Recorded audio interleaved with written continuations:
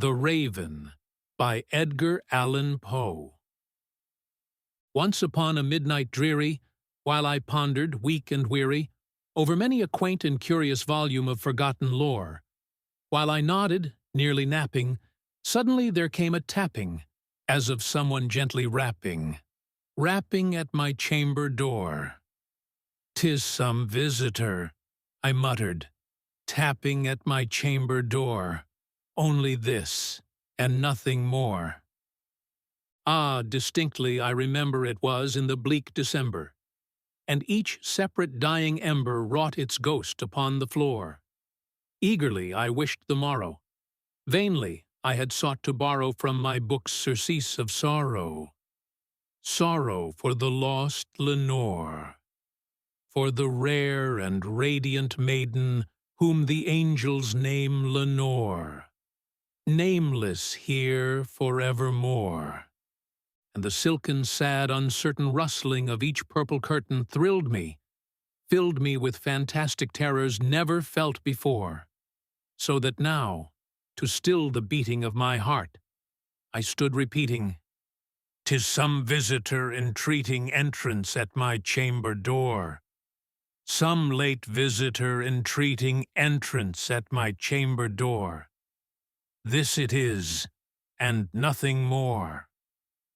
Presently my soul grew stronger, hesitating then no longer. "Sir," said I, "or madam, truly your forgiveness I implore.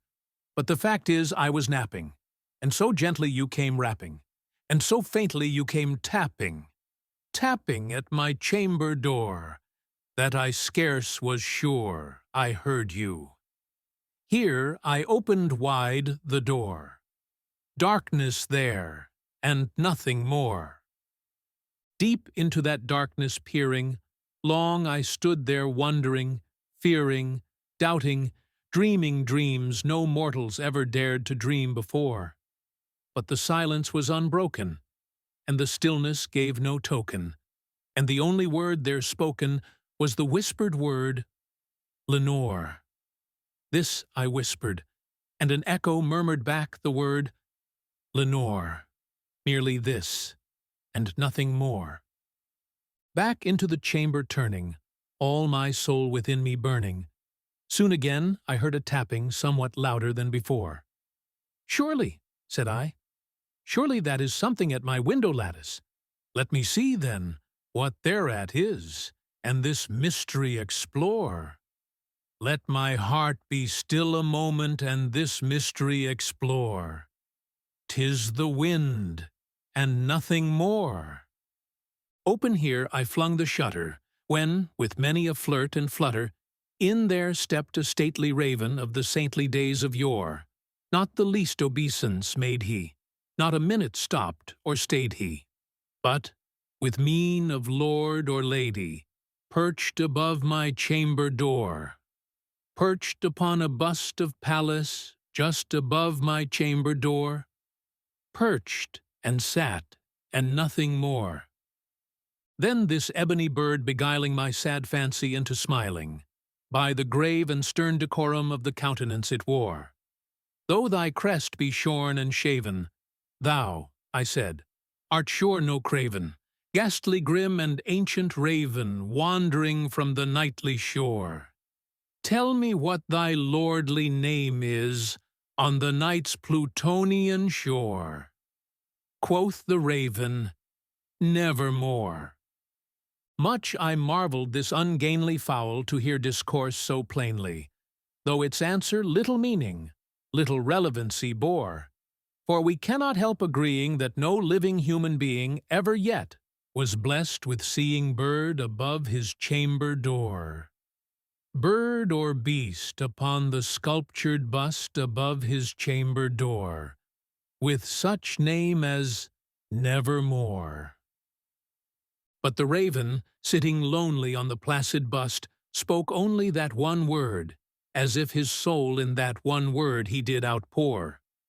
Nothing further, then he uttered, not a feather, then he fluttered, till I scarcely more than muttered, "Other friends have flown before. On the morrow he will leave me, as my hopes have flown before. Then the bird said, nevermore. Startled at the stillness broken by reply so aptly spoken, doubtless, said I, what it utters is its only stock and store, caught from some unhappy master whom unmerciful disaster followed fast, and followed faster, till his songs one burden bore, till the dirges of his hope that melancholy burden bore of never, nevermore.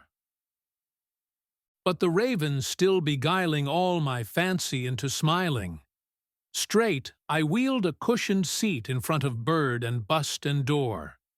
Then upon the velvet sinking, I betook myself to linking fancy unto fancy, thinking what this ominous bird of yore, what this grim, ungainly, ghastly, gaunt and ominous bird of yore meant in croaking nevermore.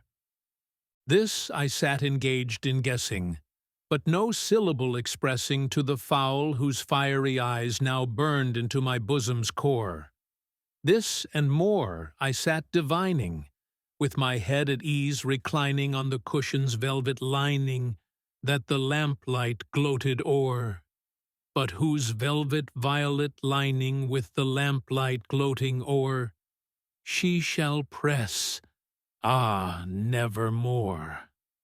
Then methought the air grew denser, perfumed from an unseen censer, swung by seraphim whose footfalls tinkled on the tufted floor. Wretch, I cried, thy God hath lent thee, by these angels he hath sent thee, respite, respite and nepenthe from thy memories of Lenore. Quaff, O quaff this kind nepenthe, and forget this lost Lenore. Quoth the raven, nevermore. Prophet, said I, thing of evil, prophet still if bird or devil, whether tempter sent or whether tempest tossed thee here ashore, desolate yet all undaunted, on this desert land enchanted, on this home by horror haunted. Tell me truly, I implore, is there balm in Gilead? Tell me, I implore. Quoth the raven, nevermore. Prophet, said I, thing of evil, prophet still, if bird or devil, by that heaven that bends above us, by that God we both adore, tell this soul with sorrow laden if, within the distant Aidenn, it shall clasp a sainted maiden whom the angels name Lenore, clasp a rare and radiant maiden whom the angels name Lenore. Quoth the raven, nevermore. Be that word our sign in parting, bird or fiend, I shrieked, upstarting. Get thee back into the tempest and the night's Plutonian shore. Leave no black plume as a token of that lie thy soul hath spoken. Leave my loneliness unbroken. Quit the bust above my door. Take thy beak from out my heart, and take thy form from off my door. Quoth the raven, nevermore. And the raven, never flitting, still is sitting on the pallid bust of Pallas, just above my chamber door.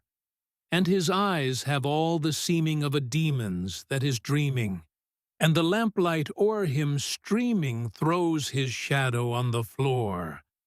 And my soul from out that shadow that lies floating on the floor shall be lifted nevermore. The End.